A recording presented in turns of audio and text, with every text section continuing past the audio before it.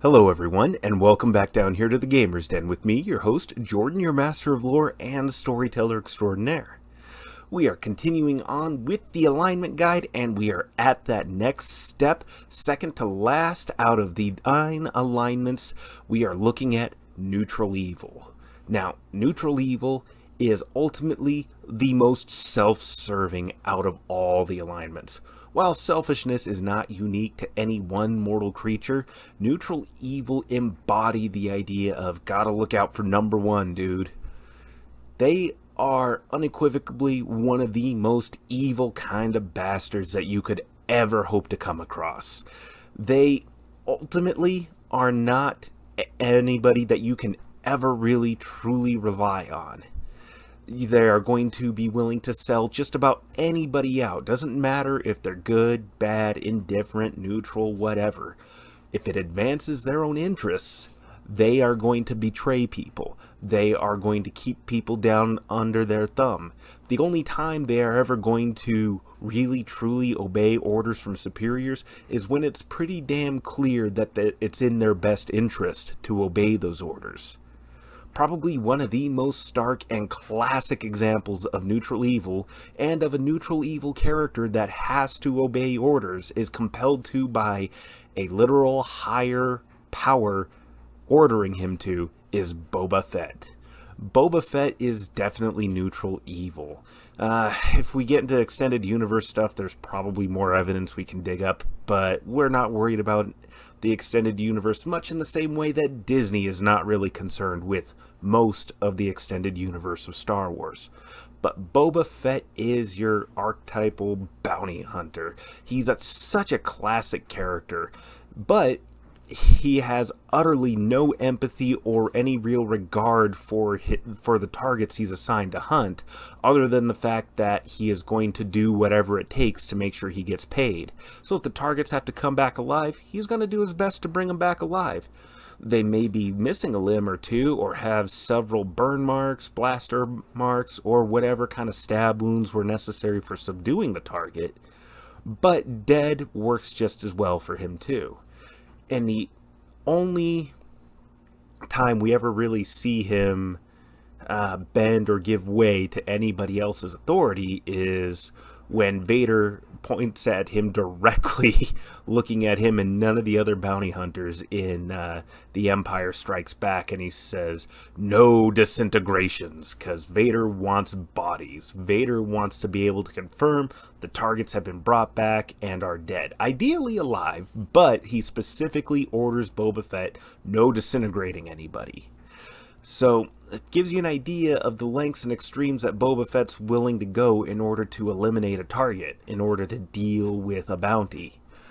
And another really great example, and it's from a little bit of an older movie, is Scarface, specifically Tony Montana. He is probably one of the most iconic examples of neutral evil to have ever been depicted in film. I mean, there are so many different lines that really add up to neutral evil, but I'm trying to think of any one line that's the most specific, but Tony is it's just so spur of the moment reflexive. I mean, he can plan for the long term, he can build his own criminal empire and make deals with people, but when something does conflict with his own code, he's going to go with what he feels is maybe not necessarily right, but with what suits him. Like when he is assigned to help take out the witness, or the person that's supposed to be giving a speech, talking about how the larger criminal syndicates that are smuggling cocaine around the world have ties to the CIA and other large organizations. He sees that this person's family is getting in the vehicle that they've planted the bomb on, and in order to stop it from happening, he shoots the guy with the detonator in the face because, hey, they never said anything about any women or kids, and that's a line he isn't going to cross. Now, this one little bit of act of goodness and mercy does not in any way, shape, or form wash away all of his other deeds, because not not much more than a half hour later in the film, he goes over to his friend's place, sees his sister there in a bathrobe, and just immediately just snaps and guns down his friend right then and there. Until he finds out, he and his sister were engaged and going to be married. Tony is not in any way, shape, or form redeemable, anything to look up to. He is absolutely rotten to the core. Actually, probably one of the best lines that sums up neutral evil is, I kill a communist for fun, but for a green card, I'm gonna carve him up real nice. That is very much so neutral evil. Neutral evil is going to do what feels fun, what feels right. They may even look at themselves and think that maybe they are the hero, and that their code, their morality, how they enforce what they believe is right, is the only way to go about things. They may recognize that other structures and people have their own moral codes and ways of going about things, but that's for them. Ultimately, those rules do not apply to them. It's what they believe is right, and they are going to do it regardless, even though it's horribly graphic, horribly evil to the core. Other examples of neutral evil might be Conrad Curze, one of the Primarchs from Warhammer 40k. He is the Primarch of the Night Lord's Space Marine Legion. They operate just on principles of sheer terror. They will infiltrate, they will carve up as many people as possible. They strike by speed, surprise, and sowing absolute terror and discord amongst their enemies. They will string people up, they will carve them open and let everything just dangle down like horrible festive decorations. Conrad's Legion is absolutely evil to the core, but he believes he's enforcing a measure of justice by showing the criminal element, the citizenry, whoever, what happens when you break the law. And it doesn't matter what the law is, how big or small the crime is, he is going to punish you, and you are going to be punished thoroughly as one of the most extreme examples possible in order to deter anybody else from trying any kind of law breaking. Now, he believes he's enforcing law, order, and serving out justice, but it's so extreme, and almost every case is the punishments do not fit the level of crime. But he has no other way of rationalizing it or trying to make sense of it. And his only way of enforcing anything, of trying to get anything done, is just creating this atmosphere of terror and fear.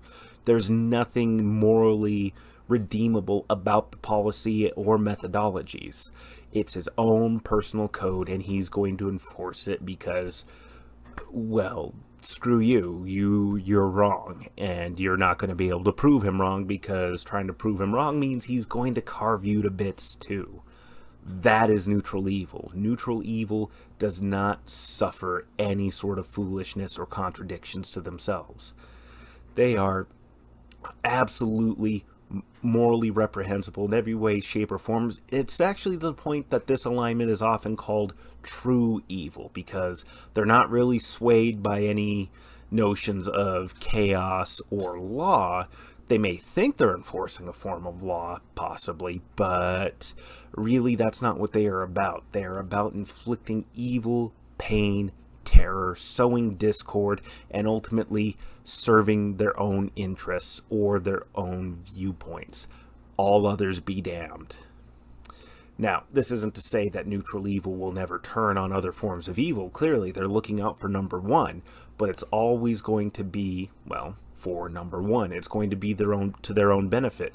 So the evil, sniveling little underling that's been long suffering underneath the whims and rules of this tyrannical dictator that's not letting them go any further, they will entirely be willing to help out an adventuring party of heroes to bring down this target, to bring down this tyrant.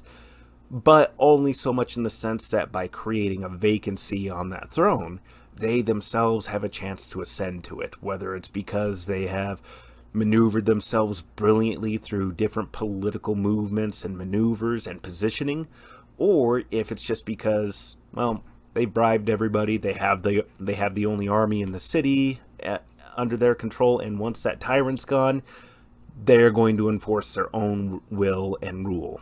So that's what neutral evil is, and I hope that this has helped you get a better picture and understanding of the alignment and possibly how to play it either for your own characters or for the many different NPCs you storytellers out there may be putting together for your players to encounter.